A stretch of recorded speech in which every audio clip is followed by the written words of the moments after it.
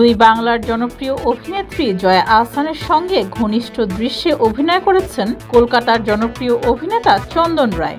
জয়ার সঙ্গে এই অন্তরঙ্গ ঘনিষ্ঠ দৃশ্য বেশ উপভোগ করেছেন চন্দন জানান, জয়ার সঙ্গে কাজ করে খুবই ভালো লেগেছে। ছবিতে থাকা ঘনিষ্ঠ দৃশ্যের জন্য তাদের মধ্যে বন্ধুত্ব গড়ে ওঠা জরুরি ছিল।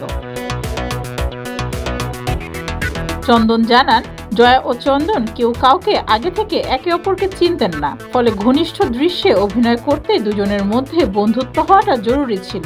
সেক্ষেত্রে চন্দন বলেন, একটা কাপলের কেমিস্ট্রি তুলে ধরতে বাস্তব জীবনেও তার সাথে ঘনিষ্ঠ হওয়ার প্রয়োজন রয়েছে।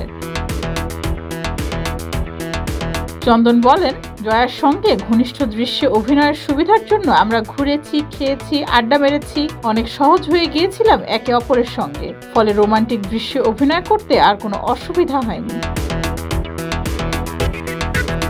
বাংলাদেশের দর্শকদের কাছেও জয়া আহসানের ওপার বাংলার কাজ নিয়ে বরাবরই আগ্রহ রয়েছে।